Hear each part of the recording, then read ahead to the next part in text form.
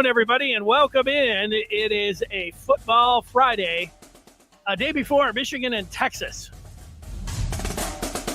That does got to fire you up. That right there is a former Wolverine Jerry Diorio, who is on the screen and ready to go the day before Michigan and Texas. Jerry, good to see you. What's going on? Great to be a Michigan Wolverine, Denny. Yeah, well, I just flashed what we're going to be talking about, Jerry, and let's get to it. We've got predictions on this game coming up tomorrow at noon. You have some film that you are going to show us that will be both entertaining and informative. If it's anything like it was last year, we'll see, but the anticipation is building for the film. We'll start talking about this game that takes place at noon tomorrow, Michigan and Texas. You get a lot of people walking up to you, Jerry, and saying, hey, Jerry, what do you think's going to happen with Michigan and Texas tomorrow? What are you saying to them? Denny, it's a tale of two different teams here. You got one that's very hungry, been told that they can't beat anybody. They don't have a quarterback. They don't have this. They don't have that. No receivers. All this happy stuff. And you got on the other side, everybody telling Texas how great they are. So I like where we're at. Yeah, I think that in general, I like teams that have a hunger factor. Michigan made the college football playoffs 2 years in a row. And after that TCU loss, all of those guys to a man talked about, oh, man, we have been doing nothing but thinking about getting back in there. And so Texas did make the Final Four. So I think for that part, and it's a different team, but they do have a lot of those players back, I think that's an advantage for Texas if we're looking for the, some different things in there with the Horns. But I do think Michigan, I don't want to make it sound like they don't have a chance. When you have a defense like Michigan has and they're at home, I think you start there. That's where I start, Jerry. I think that the matchup, you say, hey, Quinn Ewers, man, this guy in 2021 was the number one recruit in the nation. I watched him 3 years ago. They would have beat Alabama if he didn't hurt his shoulder. They did beat Alabama last year. They made the college football playoff, and he's got wide receivers. Xavier Worthy was scoring touchdowns last night against the Ravens to open up the NFL season, but they brought in the transfer portal a bunch of fast wide receivers, and Ewers is the real deal. But Jerry, Michigan, I like the matchup with Michigan's defense. You say, how do you stop an explosive passing game and a quarterback like Ewers? Well, you pressure them, and Michigan can pressure the quarterback, and Michigan can cover. They've got excellent DB. So those two things, that matchup is, Michigan should be able to hang. So I like that part. Well, Denny, I went back and I started looking at what Texas is bringing back, what they lost. They lost a great portion of that defense last year that had trouble stopping the run at times last year with those big boys inside. So I think that's a matchup that favors us tremendously, and I think that helps us on defense as well. And I'm going to get into it when I start talking about Diorio's thoughts and where we're at, what I thought about the game, and looking forward. Diorio will deliver with his points that we look forward to you laying out there coming up.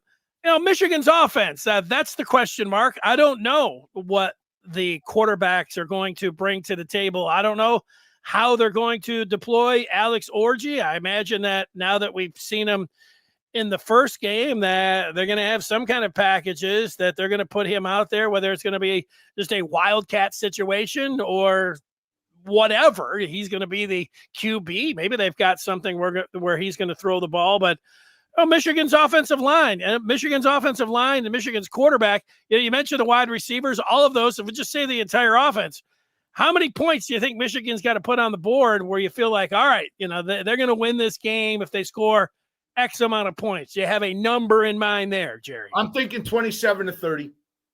I'm thinking 27-30 should be enough. This game will be short for Texas. They're not used to this. They're not used to this environment. They're not used to this style of play. They haven't seen it. When was the last time they saw it? I don't know. So this is a completely different situation that they're looking at.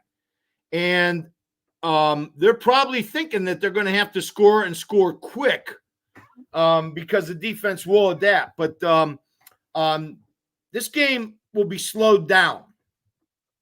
Michigan will slow this game down and create problems for Texas. I've always said, Denny, defenses get tired and offenses get cold. When offenses aren't on the field, they get cold, they get desperate, they take shots that they shouldn't normally take.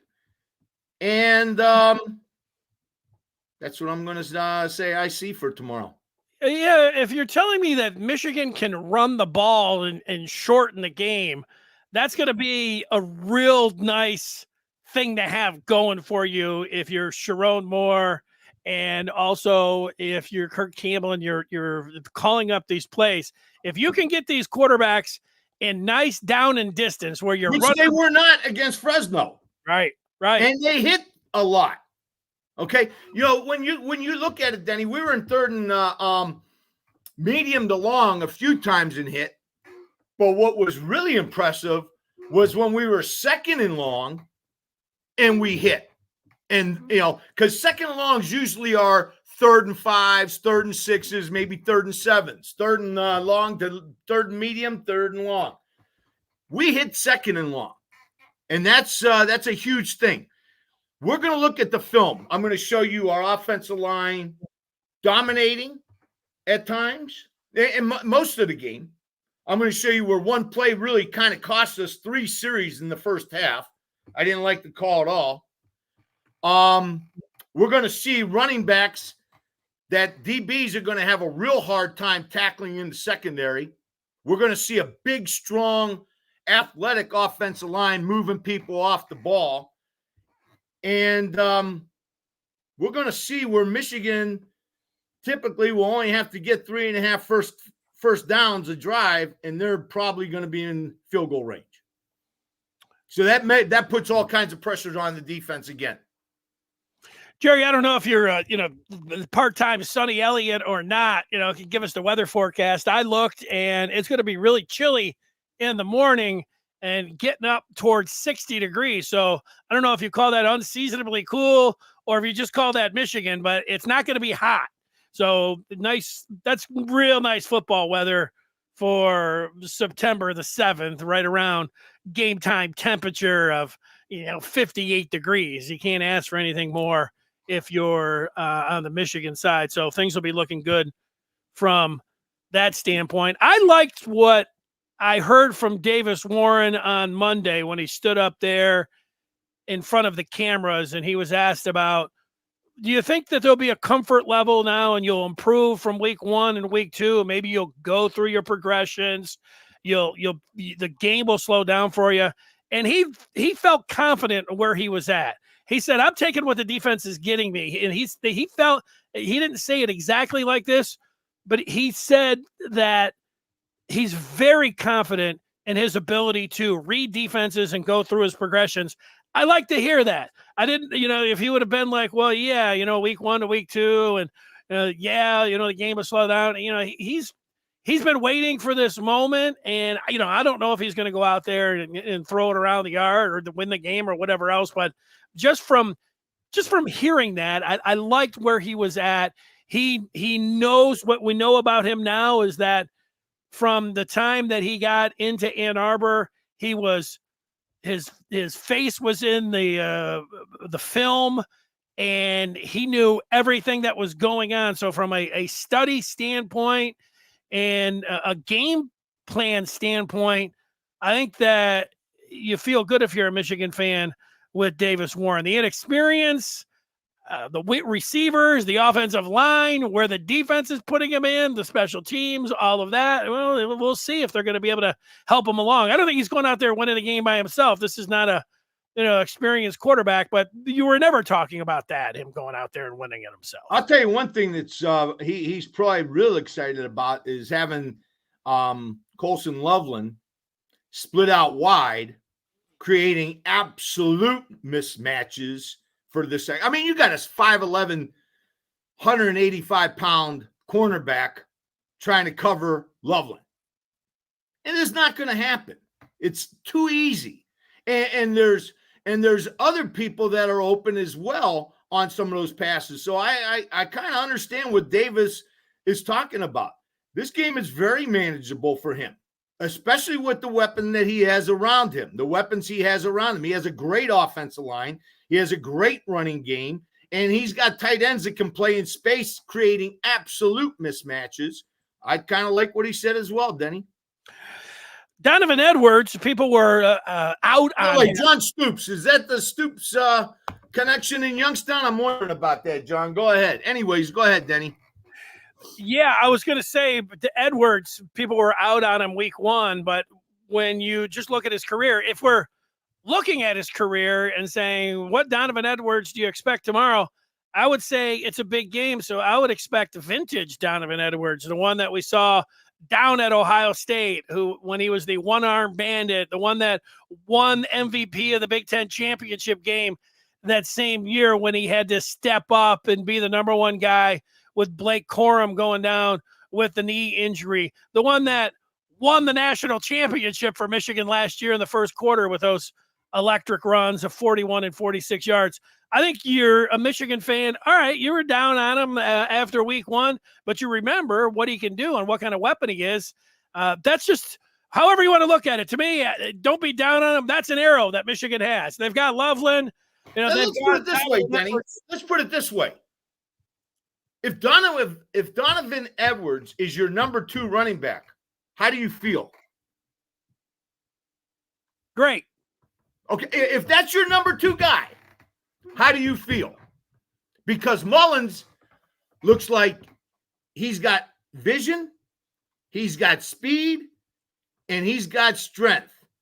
And if Donovan Edwards is your number 2 running back, I think you feel pretty good. Yeah, and Michael, so Sark and company, they'll want to take Colston Loveland out of the game. And this is where the other guys, whether it's Tyler Morris or Samaj Morgan or any of those other receivers that you want to go to, they didn't really break any with those bubble screens, but those guys are elusive. You like to feed those guys and get them the ball. And, people are down on the wide receivers as well. The good news is they got a chance to step up and make some plays. And I think Michael's right here. If I'm Texas, I don't want Colston Loveland to beat me. So I'm going to look for somebody else. I don't know. I feel like get Donovan Edwards out in the passing game. They got so many different things they can do. Get him out for some big plays down the field. Look for that matchup that you want. And Morgan and Morris, those guys, they're capable of having big games. I wouldn't be down on them if I was a Michigan fan. No, not at all. Donovan's going to get his touches. He's going to get his yards. He's going to break away. He's going to have big games. And that's what I'm saying. If he's your number 2, you're feeling pretty good. By the way, SL Lions, I like what you just said. You're right. Our guy Warren has faced death. There's nothing overwhelming this guy. He's already faced death. So he's comfortable with himself. Yeah, you come back after having to deal with cancer just 5 years ago. That's thinking about running out the tunnel and seeing the Longhorns on the other side, not a big deal. And it helps for Michigan being at home for a quarterback just starting his second game. Yeah, he was talking about the helmet communication, and it sounded like sticking your cell phone up to your ear at times. He talked about a little bit muffled, and he had to put some tape over his ear hole because it was still that loud. You can imagine being on the road and having to deal with that. You see sometimes in the pros, those guys got their hands over their head and everything else. But Michigan fans, you got to be loud and proud tomorrow. You got to be crazy tomorrow. Show them what playing in the big house is all about. Yeah, and that's the one thing. If Texas, you can look at them and say, all right, Michigan's defense, they can handle them. But that Texas offensive line, over 100 starts for those guys up front for the Longhorns. And then they've got the quarterback here too and the receivers. So this defense, you mentioned 27, 30 points. I was thinking 25, so we're kind of close about, what's it going to take for this offense. But the defense can help you out there with the field position and obviously special teams. I feel like if you can get somewhere on special teams, that big play, get something on defense where you're turning it over, and then play clean on offense. If you're able to run that ball, there's the recipe. I mean, it's a recipe for any team, but big games and being at home and beating Texas, that's Michigan running the ball and setting up that quarterback and playing into their defense and special teams with the home crowd. That sounds like the points of emphasis as I'm sitting here, getting ready for this game tomorrow. Yep. I love the I game. just want to go over I just want to say, before you get your points here, one more thing. It's just that, for me, there's a lot of people like, oh, I don't want to play this game. I wish they weren't going to play this game. It was 6-7 years ago, before there was the Big 12 going to the SEC, before the Pac-12, and people wanting to cancel this game. I've been looking forward to this game ever since they put it on the schedule. I know there's half the people, maybe more, that just like the W's. They would rather be playing North Texas, than Texas in this game here, but not me. I love that this is like a championship game. It's different. We're used to it being a showdown and everything being on the line. And if you lose, the season is over. You're completely devastated or you're sky high.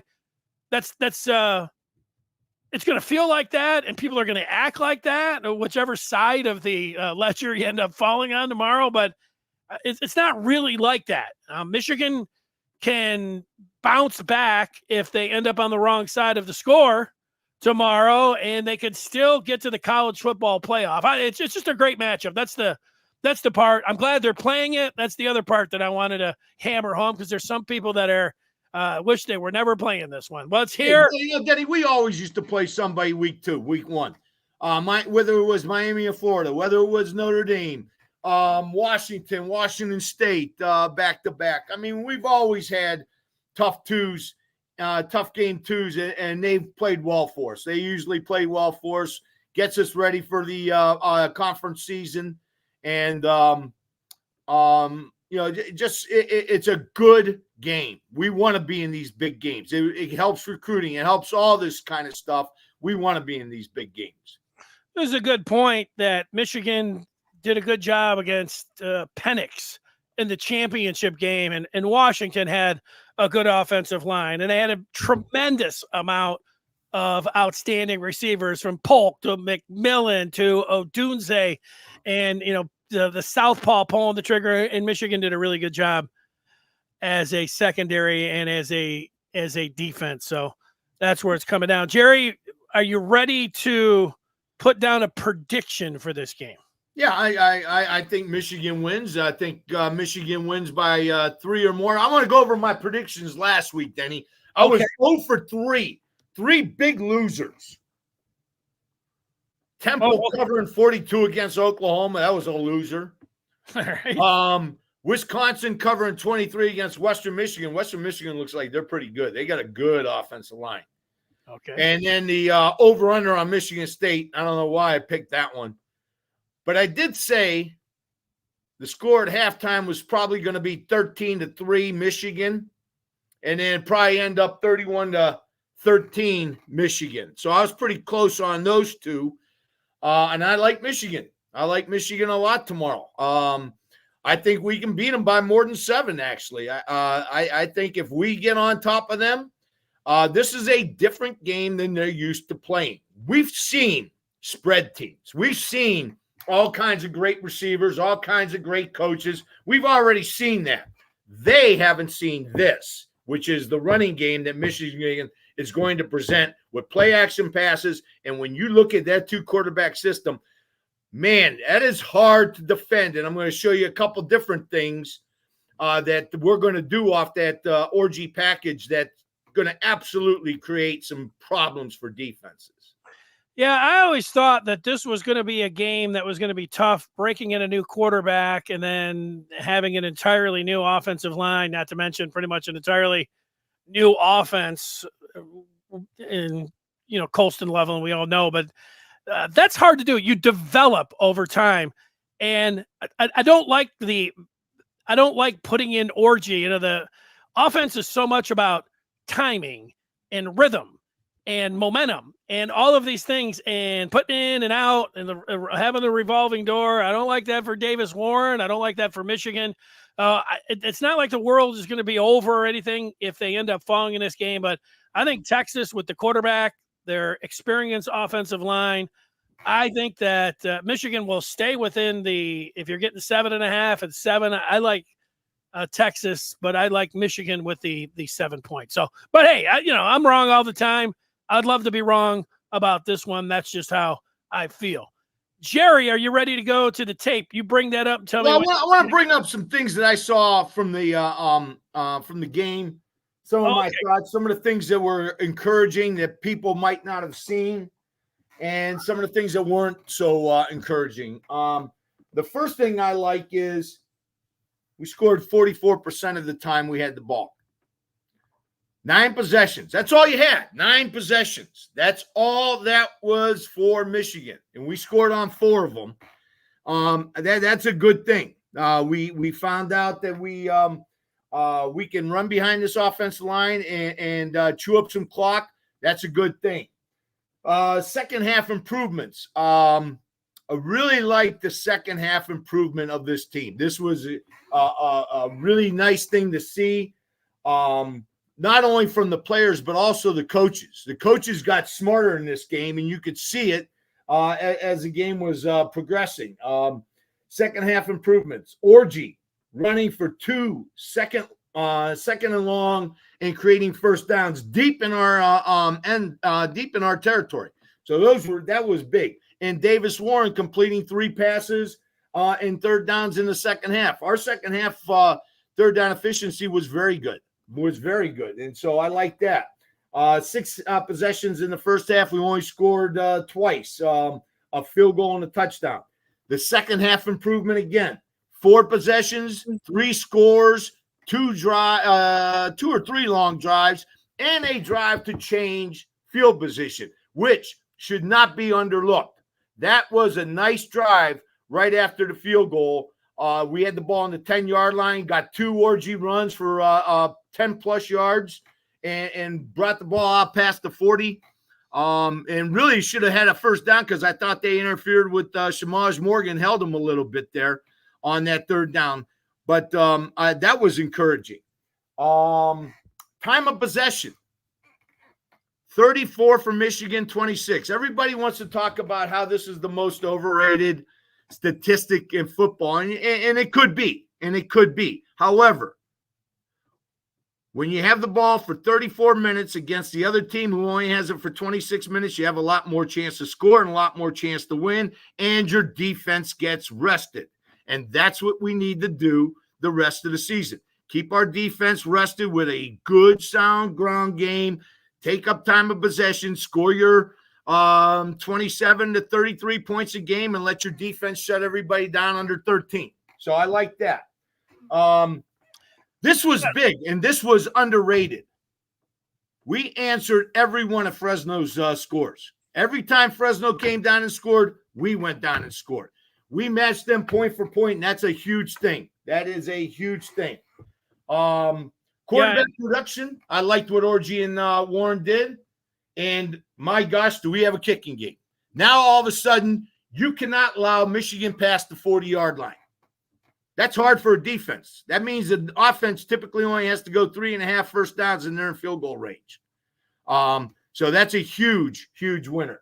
The things I didn't like, I think Scar mentioned this too, more defensive lineman rotation. We need 3 bodies behind Barry, Benny, Graham, and Grant. We need 3 other bodies. If we're going to go 3 down linemen majority of the game, then we need 3 guys behind them. And I was not happy to see our guys in that game that late. That was bothersome to me.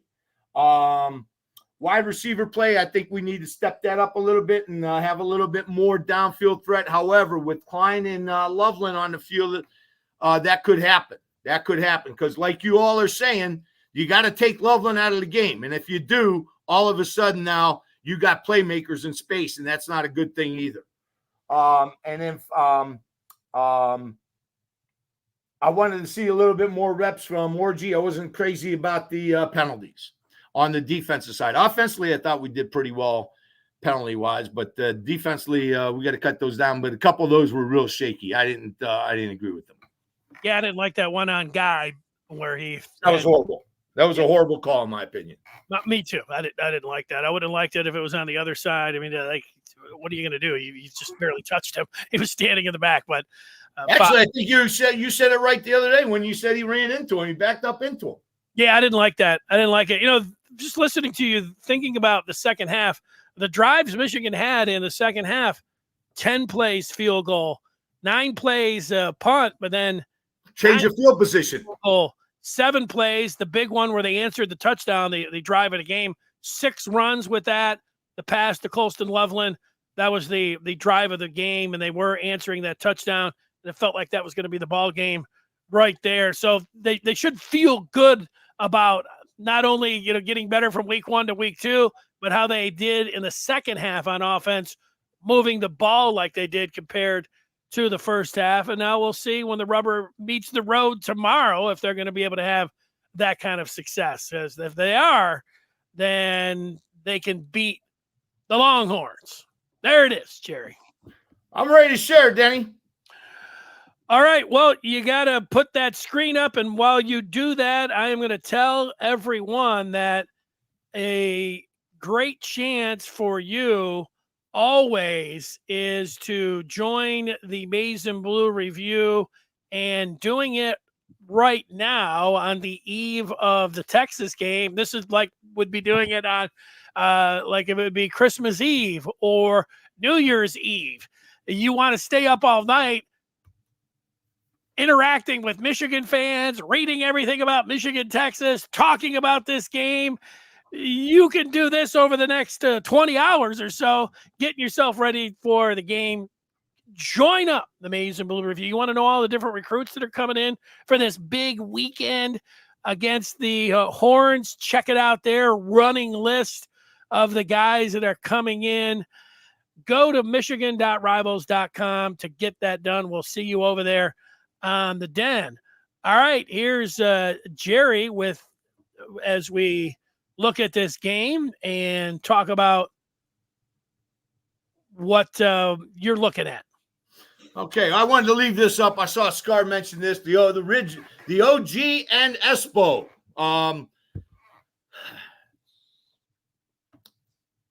Phenomenal defense. That's, you know, phenomenal defense. Our defense is elite. Can win championships. Don't overcoach them, and get some other guys in there. That would be my suggestion.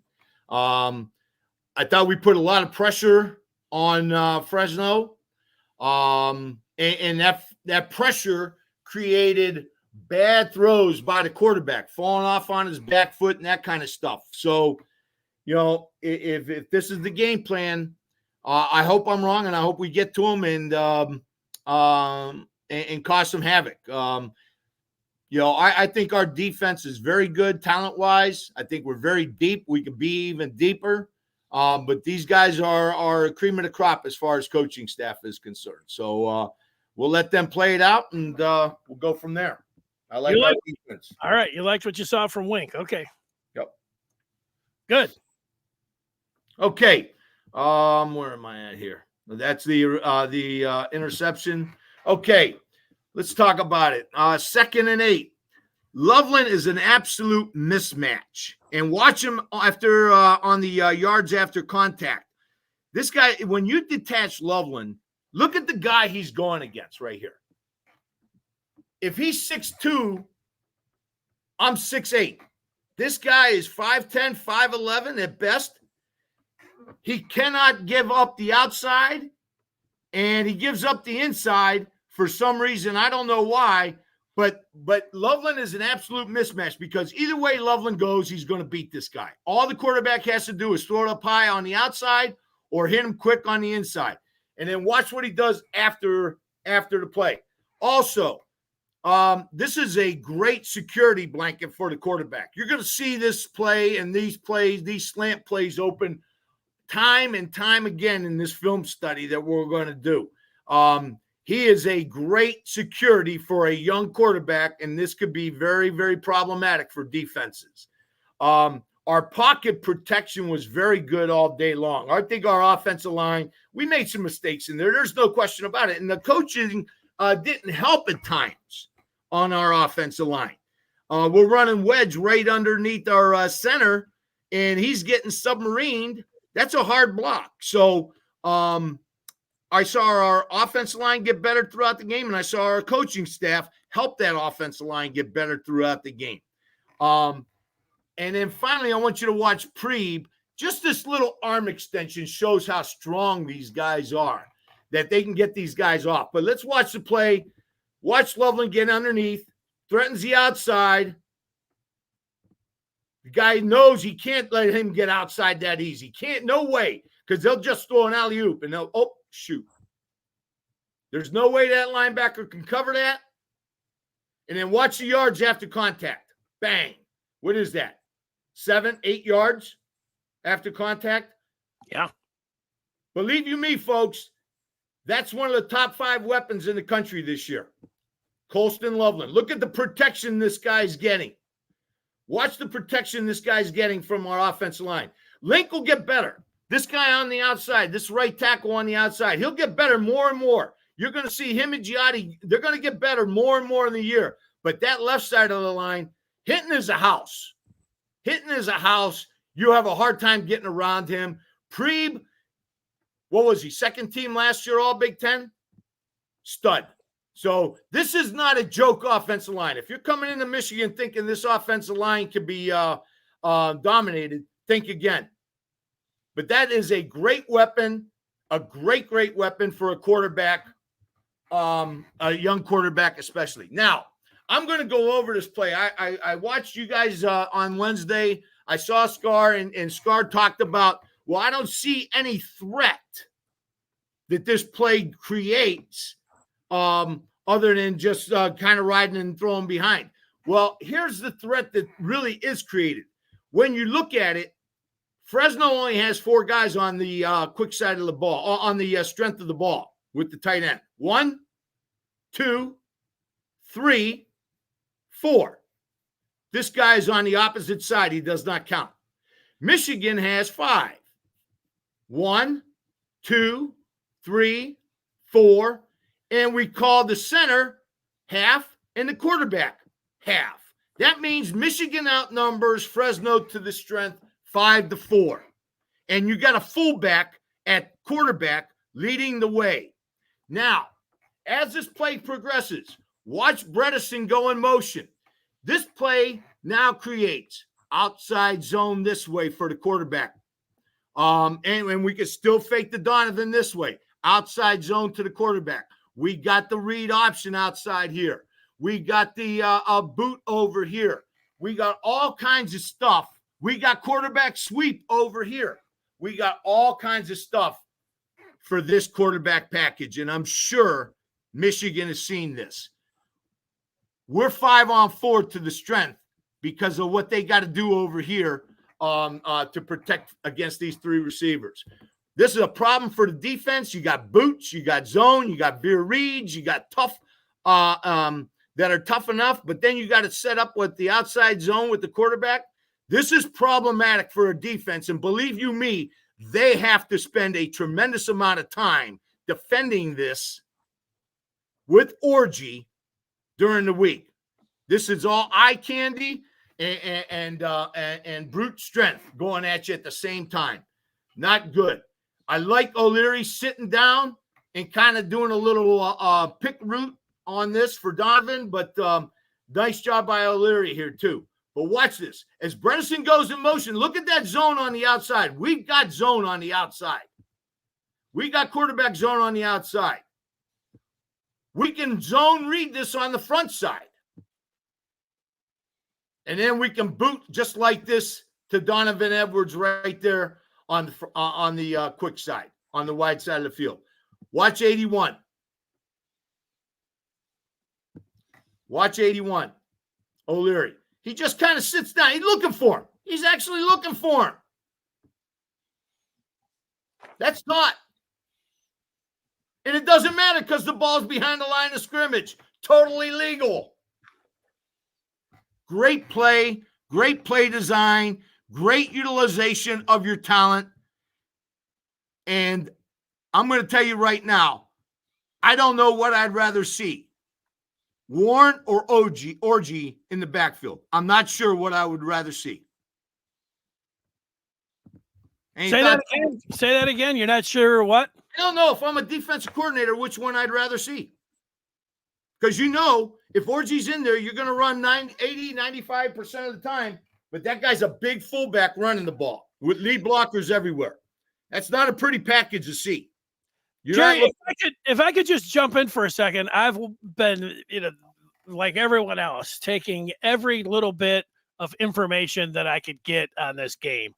And what I have found that guys that have played college football and have coached football, that they all are making this point about how difficult it's going to be for Texas because Michigan has two quarterbacks.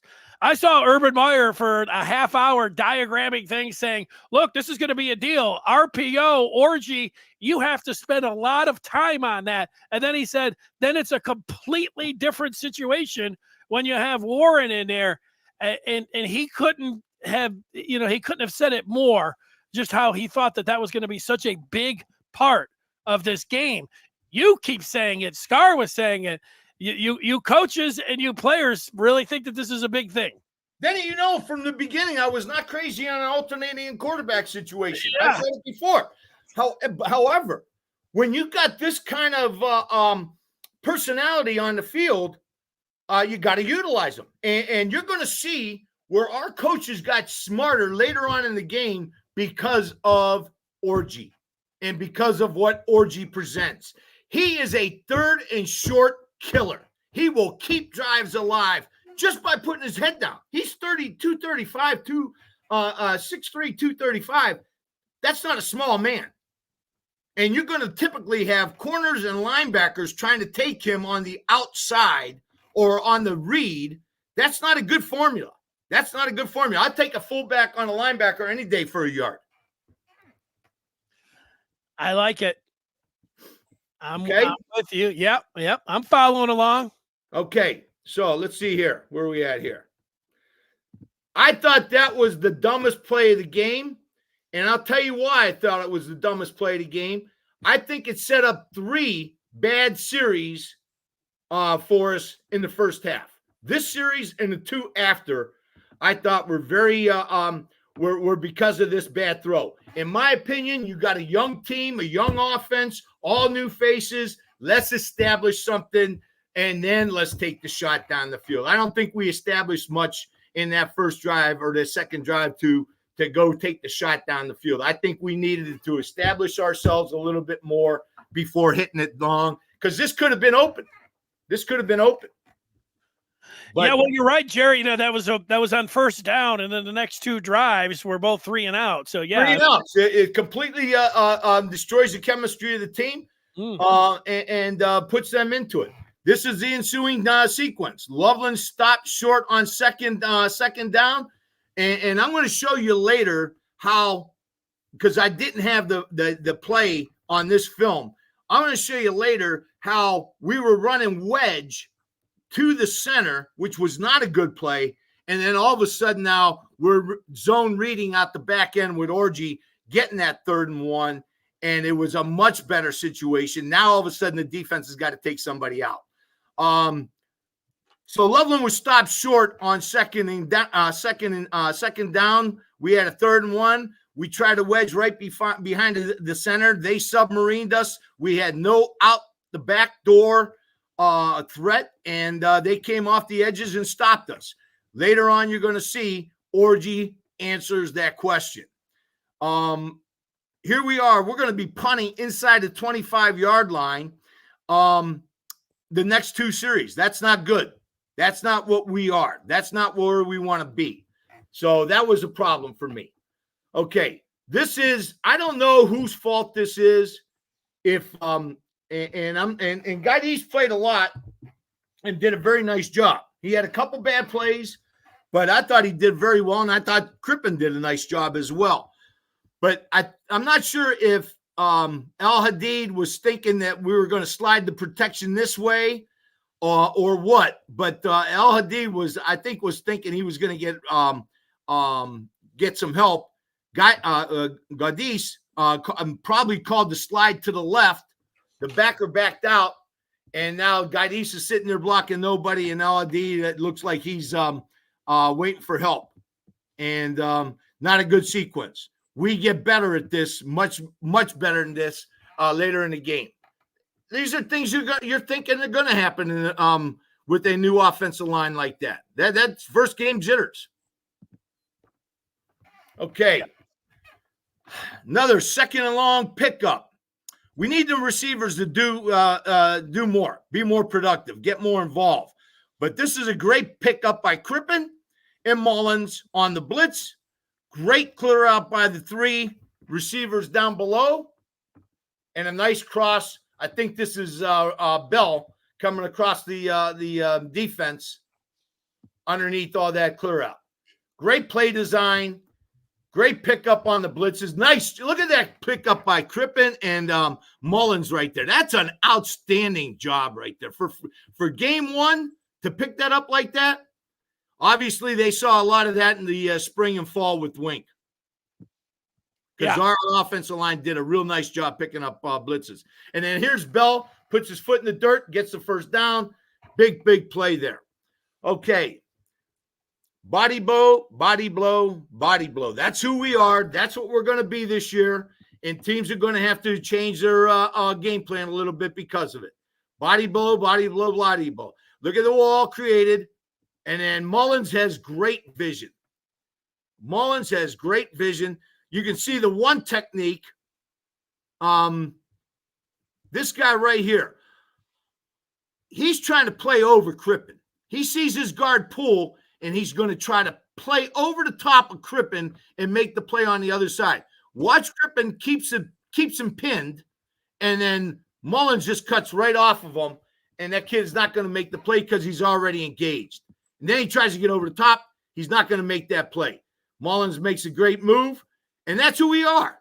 I mean, if we're getting 5-6 yards like that, we're loving this. We're loving this kind of game. This is who we are. Here we are. This is not the first time or the last time you're going to see 9 guys within 6 yards of the line of scrimmage. Okay? What does that do? It puts the man on Loveland 15 yards off the ball. That is not a good place to be. Would you agree with that, Denny? Yeah. Well, yeah.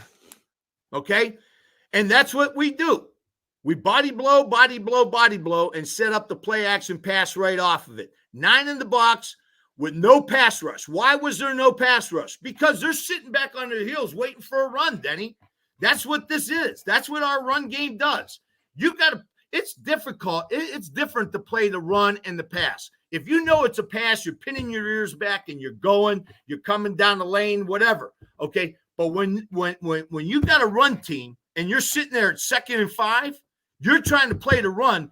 You've got to play gap integrity. You got to play in those gaps, and you can't get out of those gaps, and you got to play and sit strong. Well, what does that do? It takes away from the pass rush. And now all of a sudden you got an All-American working one-on-one with a kid, he probably is bigger by 6 inches, okay, in space. And this is a nice throw and this is what Warren's talking about. He's not doing anything but taking what's there. Look at those linebackers coming up. Look at those linebackers coming. You'll see later on where they're just turning their back and running because they're so far out of position. Do you see anybody pressuring the quarterback, Denny? No, they were expecting the run. 9 in the box. No. Okay? And that's what our game does. It makes you play a completely different game than what you're used to. Texas is going to play a completely different game than what they have played in a long time. Okay, here we are, 1st and 10, empty with Loveland. Without Loveland, I think. Is this without Loveland? I think this is the one without Loveland. Oh, wait a minute. No, excuse me. This is with Loveland. We're empty with Loveland in space. One thing I've noticed about Loveland, this is the nice thing about Loveland. He's very elusive. And so teams are taught what they want to do is try to reroute receivers. Okay? What I've seen with Loveland is he's very elusive and they'll get clean shots on him. Watch it. Watch this cornerback try to get his hands on Loveland, completely whiffs. You see that, Denny? Yeah. And there's nobody left in the middle. There's nobody left in the middle. What would you do, Jerry, if you were the defensive coordinator with Loveland? Would you get up and put your hands on him a little bit earlier than the 5 yards that they're on right there, jam him up a little bit? You'd have to do something like that. Maybe pray a little bit that maybe he stubbed his toe or something like that. I don't know. Prayer? Drops a pass or whatever. But, if you get up there too tight, you're leaving space for those other receivers. Yeah. And then you got guys like Samaj Morgan who can bust a play anywhere if he's in space. And we saw that in the Big Ten championship on his punt return.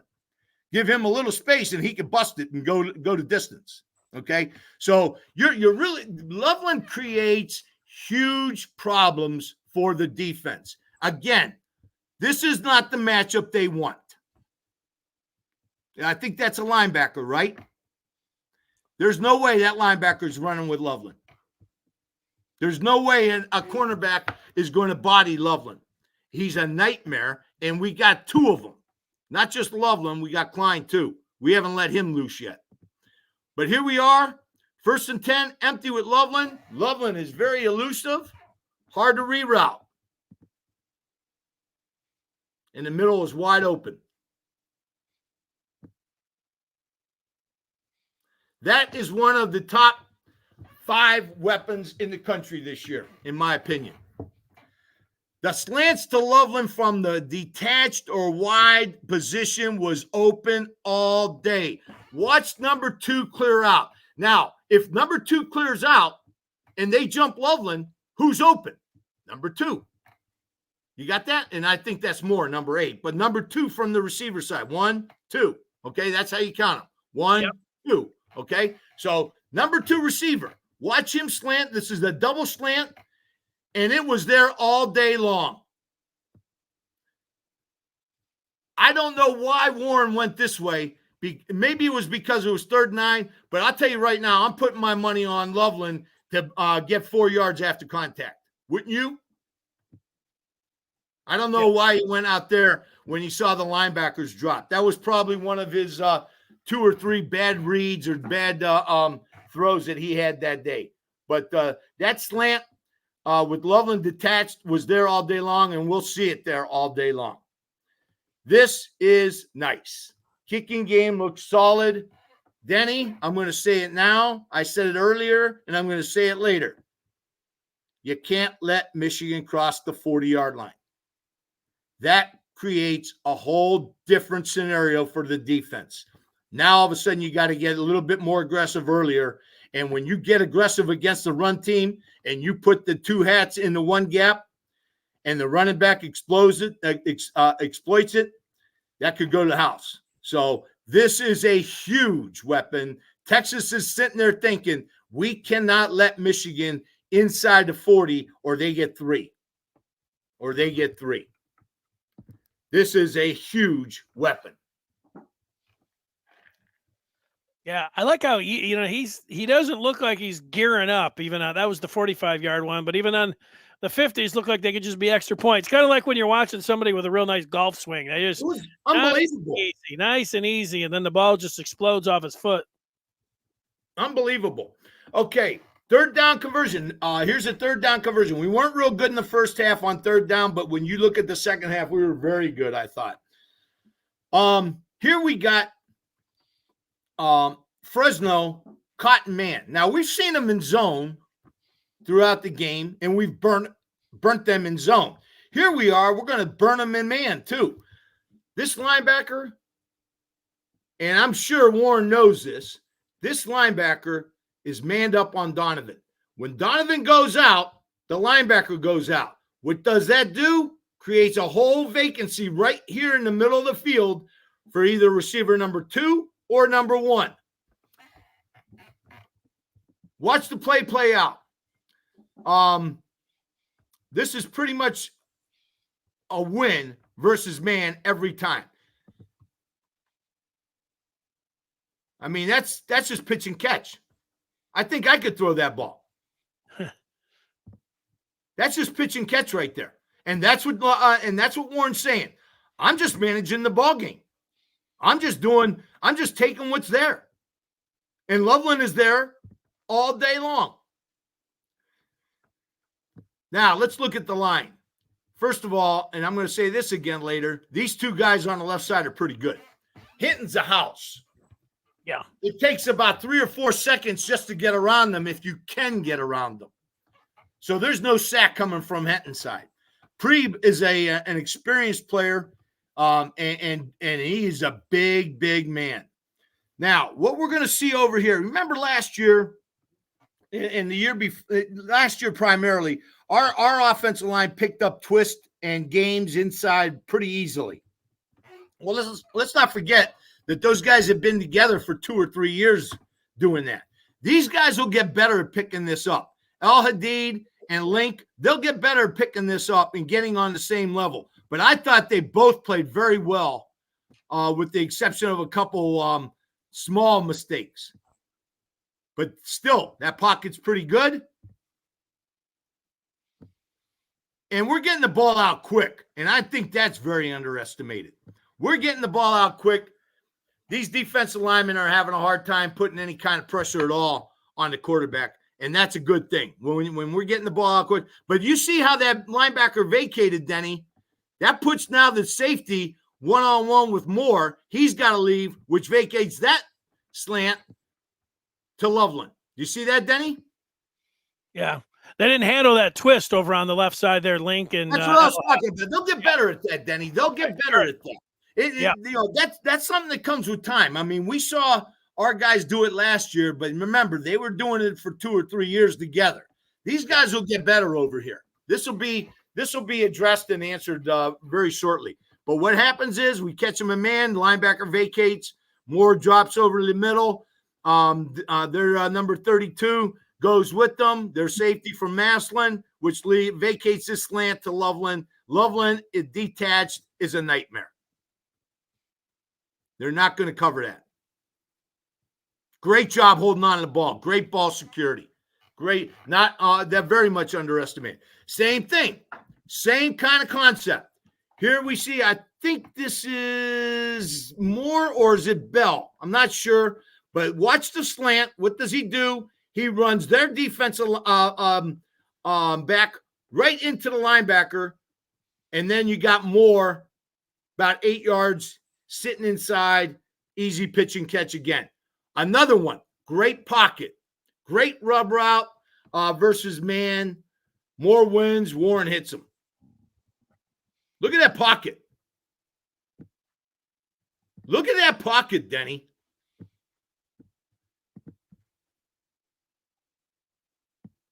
Yeah, protect him like that. That's good stuff right there. That's good stuff. Tyler Moore. Moore's a vet. He gets inside. Tough for them to cover that. Timo. So yeah, that was nice. If he's got that kind of time, you're going to be cooking tomorrow. And the other, these slant routes, they're creating these space and matchup problems with these formations, and it's just really it's fun to watch. It's really fun to watch. Okay, I just put this out here. We got Preeb for holding, but I want everybody to watch this defensive tackle Al Hadid. So we know holding happens on both sides of the ball, and they missed it on El Hadid. El Hadid's trying to get up on that linebacker. You see that, Denny? How the tackle pulls him down? You see that? Yeah, I do. Okay. And then Preeb, he just kind of, Donovan has to bust outside because that linebacker's coming in there, and Preeb gets called holding. But I just wanted to point that out and show everybody that, yes, holding does occur on both sides of the ball. Poor guy. All right. I want you to now, again, this is the importance of a great kicking game. Here's the 40-yard line. We're in field goal range right here. We're in field goal range right here. But you don't want to give him anything inside this 40-yard line. Watch the line of scrimmage move. I know it's 3rd and 17. I know they're backing up. But now all of a sudden you got to start wondering about this. How many times am I going to give up this 3 points? But watch the line of scrimmage just move to the next level.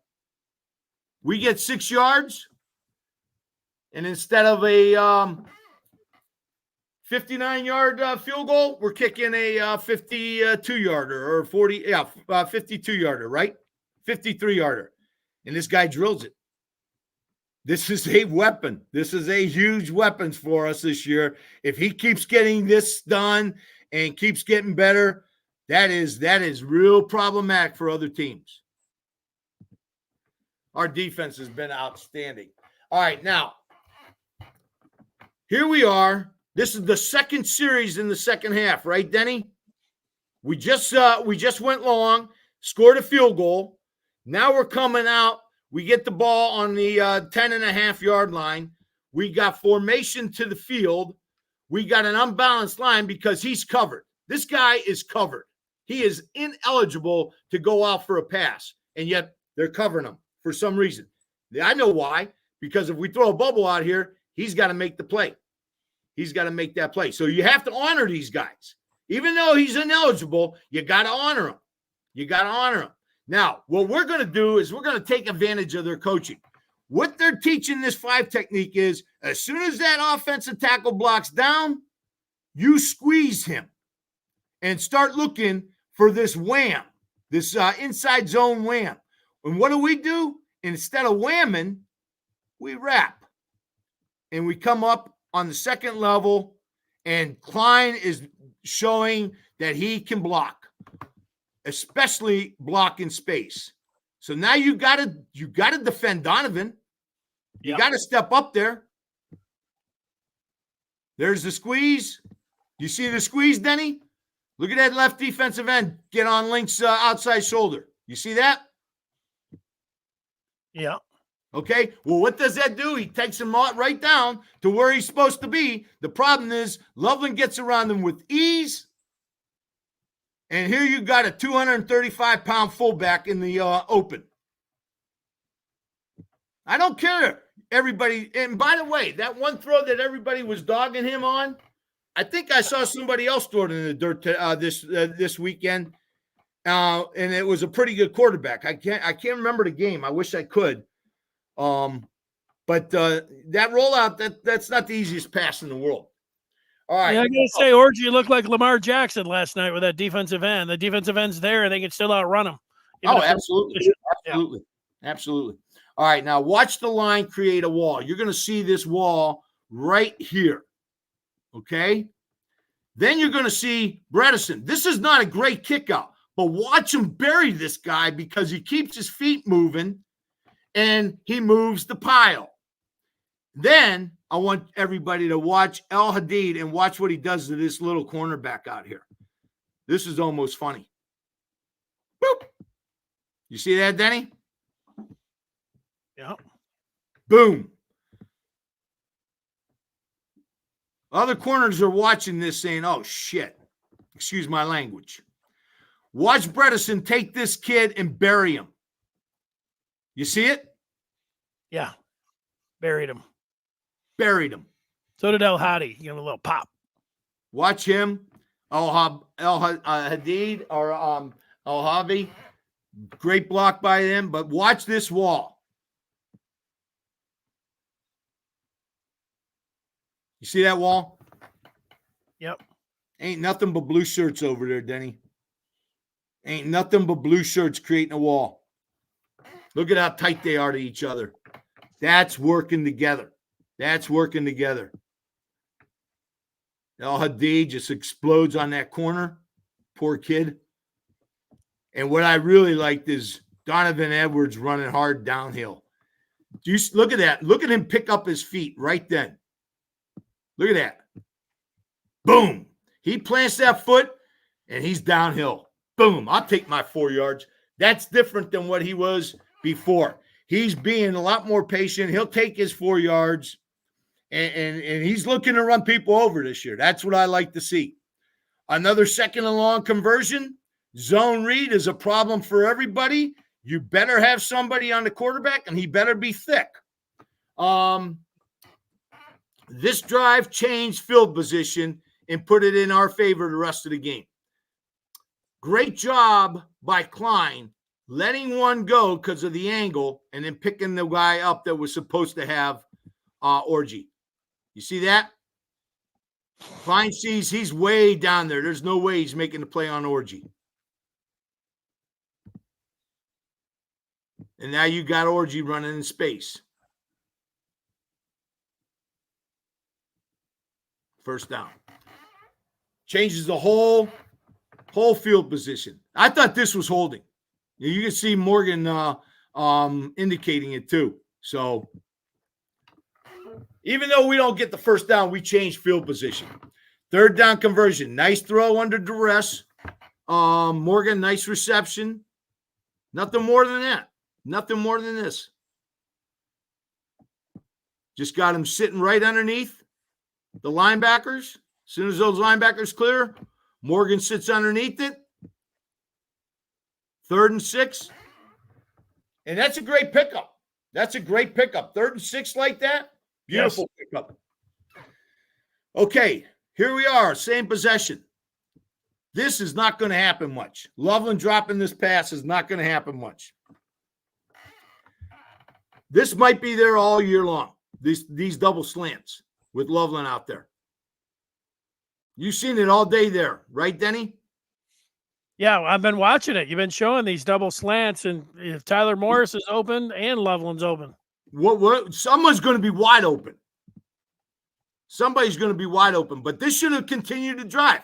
Here we are. All our American drops a pass. If not, we're sitting 1st and 10, ready to go in and punch it in again.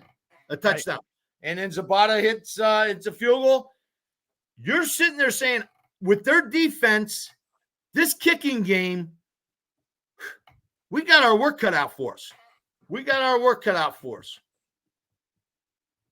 And that running game, too. Our offensive line, I thought, was very impressive. Okay, now this is what I was talking about. We learned from earlier on 3rd and 1.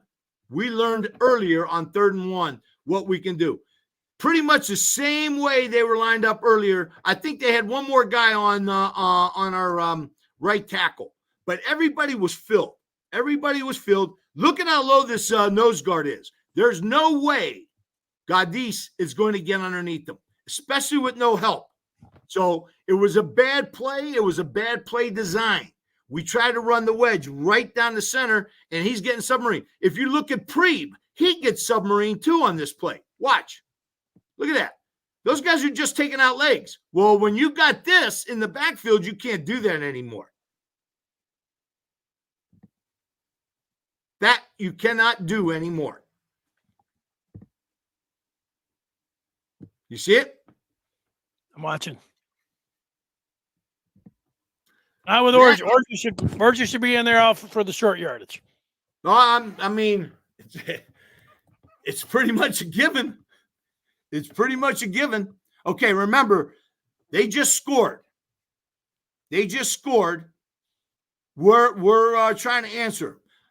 Scar did a great job illustrating this play on Wednesday. Showed great vision from Mullins. But I want everybody to watch Link. This is what he's being coached. Watch his left leg keep driving and driving and driving to get leverage on this 5 technique. What does it do? It extends the hole. Do you see him pounding that foot down? Yeah. Boom, boom, boom. Now he outraised him by probably 50 pounds. So when that happens, that's the result. That guy's got outside control. Link is moving him even more outside to create that hole. And I'll tell you what, Mullins is a beast. He is a bear. Hold on to that ball, big fella. There's going to be plenty of him busting in the second half, later in the season, breaking those big ones. All right, again, great vision. All this is hat on a hat. What I really love is our receivers taking good angles and getting in position to get great blocks. What does that do? Now, all of a sudden, these guys are going to be taught, well, hell, you can't get blocked by these receivers. You got to come down. You got to come down quicker. What's that going to do, Denny? It's going to pop this guy right open down the gut. You understand what I'm saying? Yep, 6 runs, set him up for this, pop him. Okay, but this is the kind of thing that's going to set up big plays later on for our receivers. If our receivers are blocking like this, these guys are going to have to be told, get downhill on the run, get downhill, and then we're going to scoot right behind them. And that's a problem. That is a problem for the defense. Another problem for the defense. Great block by Loveland. Loveland has turned into a beast as far as blocking is concerned. Great job by Preeb. Nice job by Gadis. Watch him at center. He stones his kid right in his tracks and then starts to move him. Then you got Mullins out there with a corner. There aren't many corners in the country going to bring him down one-on-one. That, I'll tell you what, I could see this going the distance in game 2. He won't get tackled like that in game 2.